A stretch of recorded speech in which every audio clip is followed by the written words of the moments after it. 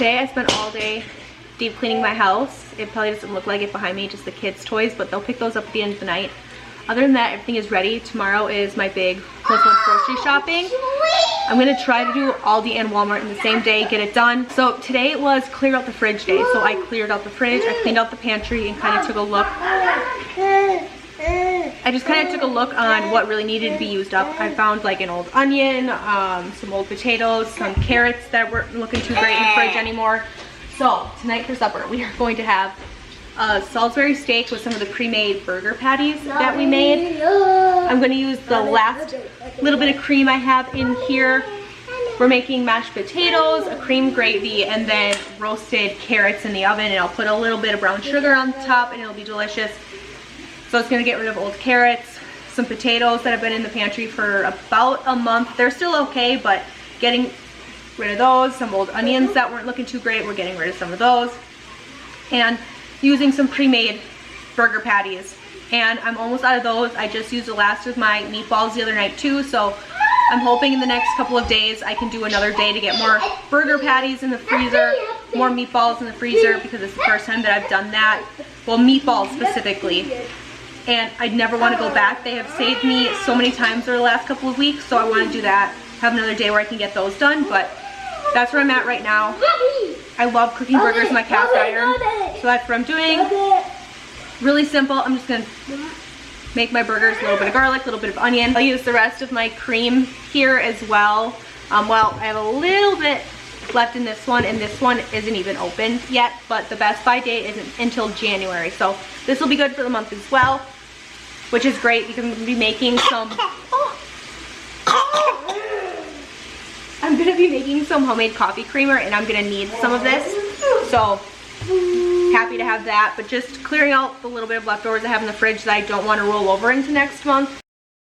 I've been trying to utilize my cast iron pans a lot more recently than I ever have before, and I am really starting to enjoy cooking in them more and more often with more and more different things. But one of the things that I've always liked to cook in the cast iron are these pre-made burger patties that we made together in another video, just making some convenience meals out of our bulk ground beef that we order. If you're new here, we order bulk ground beef only, and then for any other types of cuts that you would typically get off of a cow, steaks, roasts, things like that, we get from venison. So we do still eat those things, but we prefer that off of our venison. It keeps things a lot cheaper that way.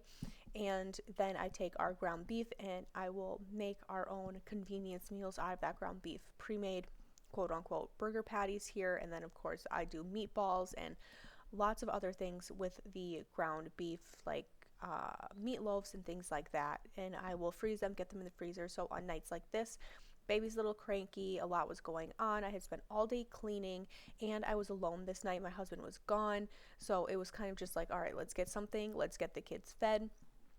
And my husband was going to be home just as dinner was going to be done. So I was on my own for cooking this night, so I wanted something super easy. And this is a really easy, kind of brainless meal for me, especially because the burger patties were already made. So I just put them in the pan with a little bit of butter, let those cook down. I threw in our chopped onion. I'm going to throw in just a little bit of pre-minced garlic out of the fridge. I have got a pot up on the stove for our potatoes that are going to go in there, using up the rest of our potatoes. And then with our mashed potatoes, I also ended up using the rest of my sour cream, got that out of the fridge and ready to put a brand new one in for the month of December. But it was a lot of just kind of carrying the baby around, entertaining some of my other kids, getting everything going. And I didn't have to season these burger patties at all because we had done that previously. So that's why you're only seeing me throw in the garlic and the onion. But let these cook down in the cast iron, flip them. We're going to add in a hair of butter or either some sort of stock. You can add in beef stock, kind of whatever you have on hand. I put in a little bit of beef stock and then hit it with your cream, and it makes this delicious gravy out of all of that drippings that come off of your ground beef. You can see how beautiful these are as we're flipping them, really caramelized, and that is from the cast iron. So a lot of things happening here, but all really good and delicious things. So this is what our gravy is looking like. I turned down the heat. I'm going to let this kind of come together, let it get thick, let it get delicious. I did remove most of my onions and all of my burger patties from this so that I could just let the sauce kind of go. And then once my gravy or my sauce has come together a little bit more, I'll put the burger patties back into the cream gravy. This is Cleo. She is digging in my big bucket of flour. I was completely distracted, not paying attention, and she had dumped some of it on the floor. So yay for real life moments. But I'm dumping in the rest of my cream, giving this a little bit of stir, and this is our favorite gravy of all time. You can add in mushrooms in here, and you can put this gravy on almost anything, and it is so good. It is so good. So this is the same gravy we kind of put on like Swedish meatballs, any type of beef. It's really, really good. But I was periodically tasting the gravy, adding in more seasonings. I added in a little bit more cream, and that's really it. It's very simple and unbelievably delicious. So here we are, just throwing those Salisbury steaks back into our cream gravy. And then my potatoes were just about done. I didn't show me cooking the potatoes because I think we all know how to boil and mash mashed potatoes. And then here are our vegetables. While I was digging around the fridge for other ingredients, I ended up finding a bag of snap peas. So I threw the snap peas in with the carrots after the carrots had been cooking for probably about 25 minutes because the snap peas don't take as long. Once they're done, I throw in just a hair of brown sugar, mix it up, and then the heat from the vegetables will melt the brown sugar and they become a little bit more of like a candied vegetable. They are delicious. They're so good. You could also do honey if you don't want to do brown sugar. That is just as good. But I'm a little low on honey because it was the end of the month, so I used brown sugar instead. My husband and I started whipping up plates for ourselves, for the kids, got those kind of all handed out, and this was dinner for the night. A beautiful Salisbury steak with some mashed potatoes and our candied vegetables, and look at how beautiful that looks. Heading into another dinner. So for night 2, we are making an Olive Garden gnocchi soup. Once a week this month, we are going to be doing a soup. So this is the first soup for the month. I'm starting with a little bit of oil in my pan and a little bit of garlic. Then I am going to chop up this whole onion and get this into the pot as well, and we are going to cook this down until the onion is translucent, until you can see through it. I like to get mine a little bit more caramelized because I think it adds more flavor. Then we're going to peel a carrot and shred the carrot. I did a whole carrot. You can do more, you can do less. This is just what I did. It felt like it was going to be a good amount for the amount of soup that I was making. Then I went ahead and put in the said amount of flour. I will have this recipe linked down below if you are interested as well. I'm going to cook down that flour a little bit with our onion and with our garlic. Once that cooked for a minute, I threw in said amount of chicken stock and a quart of milk and half and half. It's a mixture. I ended up doing milk and heavy cream because that's what I had on hand. Works completely fine. You can always do that. And if you're mixing together milk and heavy cream, it makes half and half. So just a little tip there. I'm adding in the said amount of seasonings, pepper. I threw in a little bit of basil because I think that all chicken soups need a little bit of basil, and a little bit of Lawry's, a little bit of nutmeg. I know the nutmeg sounds weird, but it really does make the soup taste very much like an Olive Garden soup. We're throwing in our shredded carrots now, and then we're going to throw in a bunch of spinach. The spinach is going to look like a lot, but it cooks down, so you can add in as much as you want. I'm also throwing in our 1 package of gnocchi. No need to cook it. It's going to cook in our soup, which is a question I had. I was really unsure about it. It seemed really weird to me, but I did it. It worked out beautifully. Once you throw your spinach, your gnocchi, your carrots in, really all you're doing is putting the top on, coming back kind of over, every little bit and giving it a little bit of a stir. You're just heating it through. I forgot to film myself making these dinner rolls because I had made them earlier in the day, but once again, I will have this recipe linked down below, and I'm sure we will be making these dinner roll recipes later on in Vlogmas. But after a little bit, here is our beautiful soup. So filling, so wonderful, so delicious. This did not make leftovers because we ate it all. But here is our soup and our delicious bun, and this is dinner for night 2. Dinner tonight is gonna be really easy. It's gonna be a really busy day. You can probably hear it in the background. We have construction workers here. They're through my brother-in-law's company, so just family, friends, all the good things. But because of that, I put in a bunch of Crock-pot chicken tacos. I put in about 3 pounds of chicken breast, half a can of queso, and about half a can of our homemade salsa with tomatoes, peppers, onions, all the good things. Turned this crock pot on high, and I'm gonna let this go. Hopefully it's 10 o'clock, so it might be a late lunch, early dinner kind of day, but this is what we're gonna do. I'm gonna whip out some tortilla shells, and we'll stuff this in tortilla shells with maybe some fresh lettuce and sour cream and all the good things. But this is going to be dinner for tonight, getting it on now so I don't have to worry about it later. For dinner tonight, we are doing a baked salmon with an instant pot rice and a side salad that my family really enjoys. Usually when I make salmon, I just do the fillet. I saw on Pinterest someone did these little salmon bites, and I decided I wanted to try that for my kids as well. So I just cut up my salmon. Then in this bowl, I have a little bit of melted butter, a little bit of lime juice. You can use lemon juice, whatever you have. I'm doing Cajun, lemon pepper, garlic, and onion powder in my butter mixture. I gave that a little bit of stir, and then I added just a little bit of brown sugar. It was not a lot. It was less than 1/4 of a cup. I'm going to mix that together in my little bowl here, and I'm going to start throwing in my salmon bites, kind of dredging them a little bit. Normally I would have just poured this mixture over the top of my steak, but I really wanted to do it this way because I think you get more of that like marinade on the entire piece of salmon other than just the surface.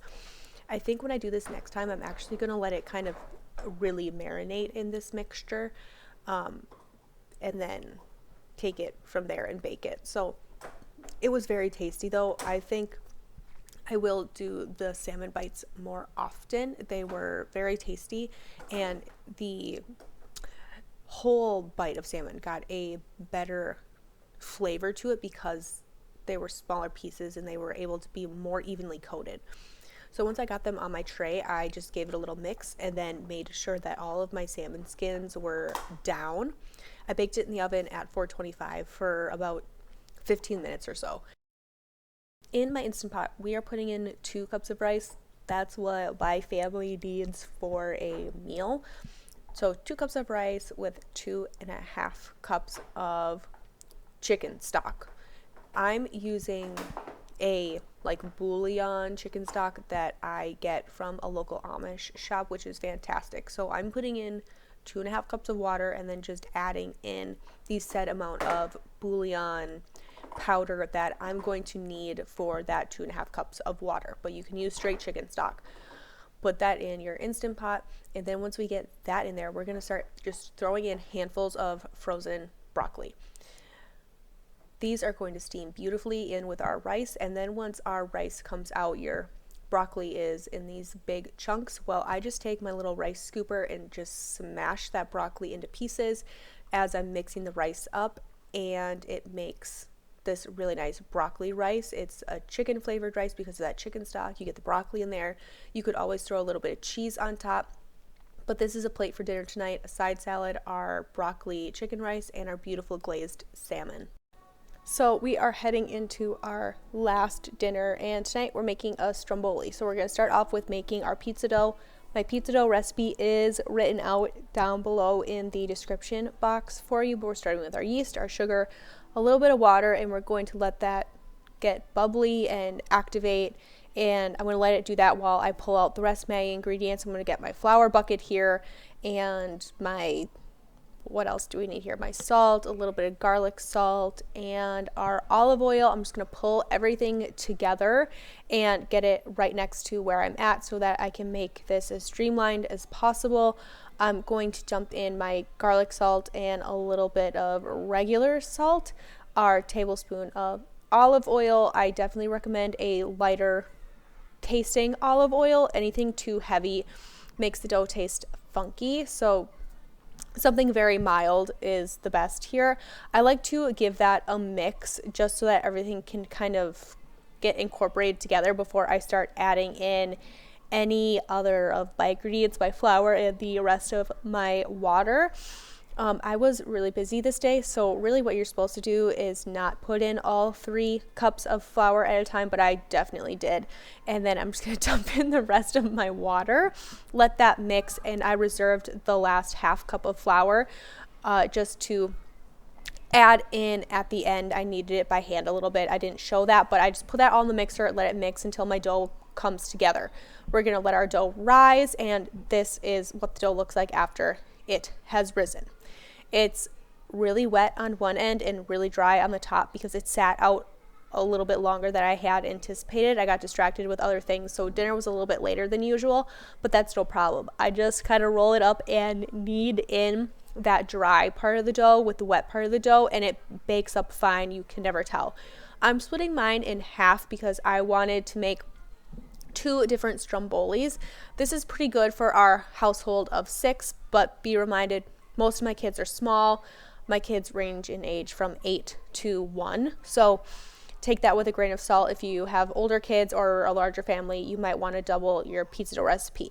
I roll mine out to a rectangle. I'm going to add cheese in one, and we're going to make a second one that we're adding some meat into. So it's basically just like a cheese pizza. I like to braid my strombolis. I think that they look pretty and they're easy to eat, so I'm going to show you guys how I do that here. And I'm going to braid it up, put it on a pan, get it in the oven, 350 until the dough is cooked all the way through. And when it's about 5 minutes left in the baking, I like to melt a little butter in the microwave. Pull that butter out. In that butter, add a little bit of garlic salt and a little bit of Parmesan cheese. Mix it up. Kind of dredge it on top of your strombolis and bake it in the oven for the last couple of minutes, and it makes it like a garlic bread stromboli. It is fantastic, let me tell you. It is so good. So I added ham and pepperoni and cheese to this stromboli, but if I were eating it, I'm a fan of more is more, so I would put olives, onions, peppers, sausage, everything. But we kept it pretty simple this night just to keep it quick and easy because we needed something like that this night. So my pepperonis are frozen here. I thought I had more in the fridge, but I didn't. So I ended up having my daughter run down to the freezer and pull these out. So that's what's happening here. I'm trying to find the ones that are a little bit easier to pull apart. Top it with cheese. Do the same thing. Put it in the oven. Pull that bad boy out. And we just kind of cut them into strips. We actually leave them just on the cutting board and eat it like that. Just take a piece and eat it off, and we kind of walk around and eat it. I heat up some of our home canned spaghetti sauce, and we leave that on the counter as well for people who want to dip. We like to pair this with carrot sticks or cucumbers, sliced apples, sliced oranges, something like that, and have a really easy dinner. Thank you guys so much for hanging out with me this entire week in my homestead kitchen, showing you guys 5 really easy homestead meals. I hope that you guys are having a fantastic day, and I will see you guys tomorrow for another Vlogmas video. Bye.